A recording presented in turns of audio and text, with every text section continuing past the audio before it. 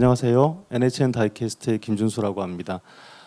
이번 세션에서는요, 그 대화 처리 기술을 이용해서 그 AI 상담 서비스를 하고 그런 관련된 영역을 말씀드리도록 하겠습니다. 상담 지원 플랫폼은 예전에도 있어 왔고 2017년도, 2018년도, 2020년도 꾸준히 새로운 기능들이 발전해 왔었습니다. 그리고 다양한 분야에서 빅데이터를 분석하는 용도로 사용한다든지 또는 그 통화 중에 발생할 수 있는 문제들을 해결하는 이런 것들로 발전을 해왔었는데요. 지금 보시는 것처럼 그 AI 상담 지원 플랫폼이라고 하는 것을 만들게 되면 그 대상은 일단 고객하고 또 상담사, 일단 관리자 이렇게 세 가지 영역으로 저희가 생각을 할 수가 있습니다. 우선 그 지금 현재 시스템들 보면 아마 챗봇이나 콜봇들 많이 경험을 해보셨을 거예요. 근데 아마 답답함을 많이 느끼셨을 거고 그런 것들을 해결하기 위해서 어쩔 수 없이 이제 상담사들이 전문적인 지식을 가지고 상담을 해주셔야 되는데 상담원들이 모든 것들을 다 알고 계시진 않아요. 그래서 그런 것들을 잘 할 수 있는 시스템을 만들자라고 하는 식으로 시작이 됐습니다. 그래서 상담 지원 플랫폼의 구성 서비스 요소를 좀 살펴보도록 하겠습니다. 일단 상담 어드바이저라고 저희가 이제 표현을 하고 또는 어시스턴트라고 하는데 사실 실시간 상담 중에 고객이 요구하고 있는 것들을 빠르게 찾아서 전달을 해드리고 그 다음에 질문에 대한 답변 그리고 문제를 발견해서 해결해드리는 이런 작업들을 하게 됩니다. 이런 작업을 혼자 수행을 하다 보면 책상 위가 너저분하게 다양한 자료들을 가지고 이제 시작을 하셔야 되는데 이제 시스템들이 계속 발전되고 나다 보니까 그런 거 없이 기계가 많은 도움을 줄 수 있는 시스템을 만들게 됐고요. 또한 이렇게 상담하시는 분들 뒤에 상담을 관제하시고 모니터링 해주시는 어떤 관리자들이 계시고 이분들이 코치를 즉 실시간적으로 해드리고 싶은 거죠. 그리고 이러한 실시간으로 코치해주는 것들을 기계는 계속 학습을 해서 다음번에 그런 문제가 발견되지 않도록 도와드리고 거기다가 정보를 부과시켜드리는 역할들을 합니다. 그리고 좀 더 나가면 상담사들이 아마 상담이라고 하는 직업에 들어와서 어떤 이제 일들을 하려다 보면 발음도 정확해야 되고요. 또는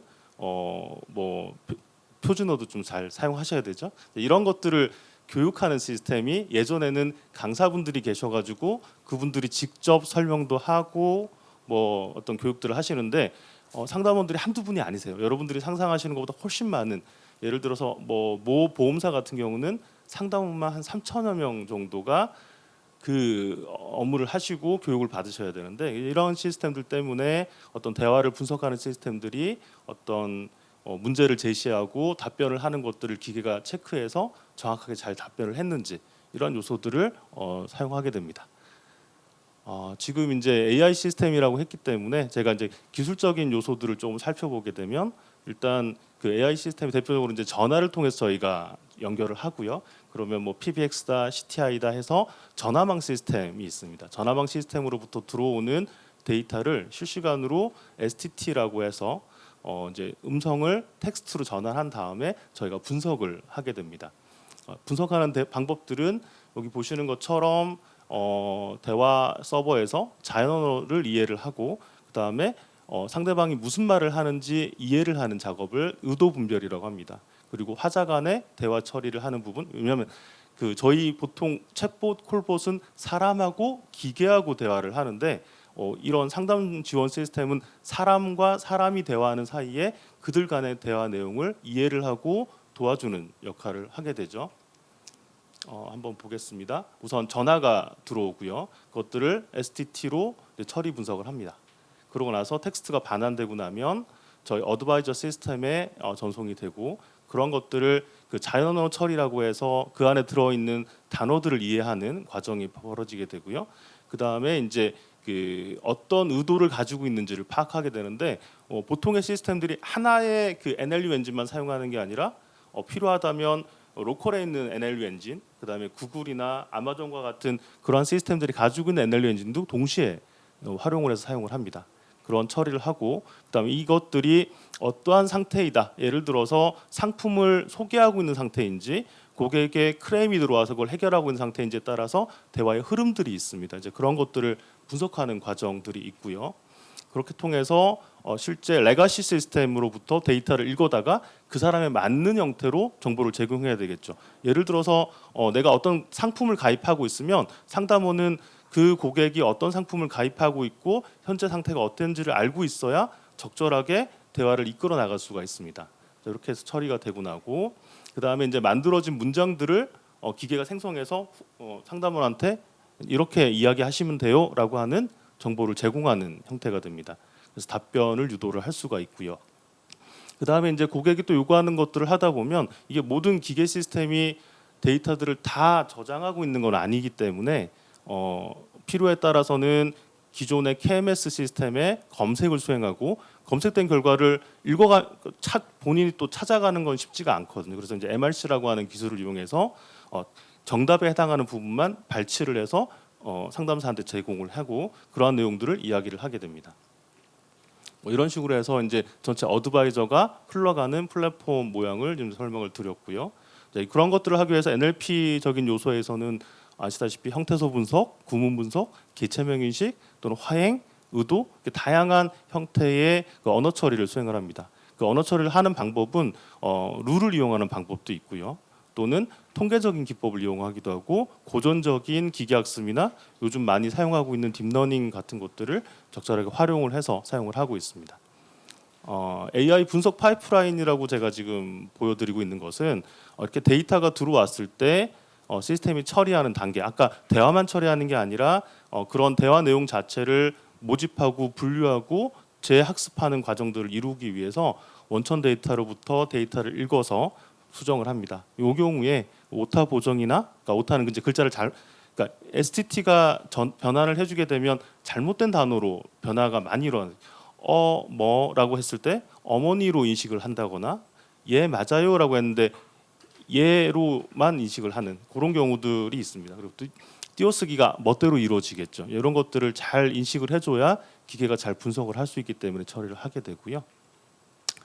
그 다음에 이제 이렇게 대화를 하고 있는데 아마 상담하거나 여러분들 한번 전화 통화하시면서 겪었던 일 중에 하나가 누구랑 통화하다가 그 사람이 어디서 만나자, 뭐 장소는 어디고 몇 시에 만나자 이런 말을 했을 때 잘못 알아듣게 되면 실수를 할 수 있겠죠. 그래서 보통 이제 전화 통화 중에 메모지에다가 간단하게 기록하는 경우들이 많습니다. 이런 것들을 기계는 스스로 처리를 해드리고 싶은 게 이제 도움을 드려야 되겠죠. 통화 중에는 통화에 집중하고 그 통화에서 나오는 결과물들은 기계가 스스로 요약을 해가지고 마지막에 제공해준다. 뭐 이런 것들도 사실은 기술적으로 필요한 부분이라 자동 요약이라고 하는 기술도 필요하고요. 그리고 아까 딥러닝이라고 하는 기술들을 이용한다고 말씀을 드렸는데 딥러닝을 이용하기 위해서는 근본적으로 그 학습하기 위한 어떤 언어 모델들이 필요로 합니다. 그래서 저희가 목적에 따라서 의도를 학습하거나 MRC를 학습하거나 또는 오타, 띄어쓰기, 개체명 뭐 이런 것들을 각각 인식하는 언어 모델들을 가지고 데이터를 이용해서 학습하는 이런 전체 플로우를 가질 수가 있는 거고요. 아까도 말씀드렸지만 한 가지 방법으로 말하는 걸 이해하는 게 아니라 다양한 기법들을 이용합니다. 가장 간단하게는 나 기차표 끊을래라고 하면 기차표 끊다라고 하는 것만 가지고도 그러니까 기차표라고 하는 개체에 대해서 발권을 하겠다 의미로 룰을 만들어서 처리를 할 수도 있고요. 기차표 끊을래, 기차표 발행해줘, 기차표 어디서 가서 끊을 수 있지? 기차표는 어디서? 뭐 이런 식으로 다양한 표현들을 모아서 이거는 하나의 의도를 가지고 있구나 파악하는 이그젬플 베이스드 형태로 처리할 수도 있습니다. 또는 기계학습을 통해서 이제 기계학습은 장점과 단점인데 장점은 제가 임의로 많이 내용들을 가르쳐주지 않더라도 대량의 데이터를 계속 반복적으로 트레이닝을 하면서 이해를 할 수 있는 거고요. 단점은 왜 그렇게 됐는지를 정확하게 판단하기는 좀 어렵다는 부분들이 있습니다. 이런 것들을 이용하고요. 뭐 이러한 것들을 잘 처리하기 위해서는 좋은 플랫폼들이 필요하게 될 거고요. 지금까지는 이제 대화 이야기였으면 사실은 이제 아까 상담사들이 어떤 자동으로 상담을 하려면 사실은 대량의 지식을 가지고 있어야 되는데 그런 지식들이 대부분 휴머너블합니다. 사람이 읽기 편하게 되어 있지 기계가 처리하기 용이하게 되어 있지는 않습니다. 그래서 저희가 이제 주로 많이 하는 작업 중에 하나가 업무 매뉴얼이나 또는 안내장, 상품 설명서, 또 상품 내용, 또는 과거에 통화했던 대량의 통화 결과 자료들 이런 것들을 적절하게 잘 모으고 처리해서 적절한 목적에 맞춰가지고 저장을 하고요. 거기를 분석하다 보면 필요한 키워드 정보들이 많이 도출이 됩니다. 그래서 그 사전이라고 하는 것들을 많이 만들게 됩니다. 이렇게 되고요. 이렇게 이제 지식을 구축해 놓은 다음에 이것들을 대화 처리하는 엔진이 이해를 하고 적절한 타이밍에 서비스를 해주는 형태로 지원을 할 수도 있고, 만약에 이렇게 기계가 잘 조직화된 데이터가 있을 수도 있지만 계속 갱신되는 새로운 데이터를 지속적으로 기계가 스스로 이해하기는 쉽지가 않기 때문에 대량의 어떤 일부 데이터들은 검색을 수행한 다음에 거기서 MRC 기술을 통해서 탑에 해당하는 그 정답들을 기계가 후보를 제시해주는 형태. 그리고 피드백은 그거에 그 정확하게 나왔다 안 나왔다 판단을 어떻게 하냐면 그것들을 이용하는 사람의 행동들을 이용해서 처리를 합니다. 아마 앞 세션에서 그 고객 여정이니 뭐 이런 말씀을 해주셨는데 저희 역시도 이런 시스템을 만든 다음에 이러한 시스템에서 고객들이 그러니까 사용자들이 어떻게 반응하는지에 따라서 정답이다, 제대로 정보를 제공했다, 제공하지 못했다 이런 것들을 판단하게 됩니다.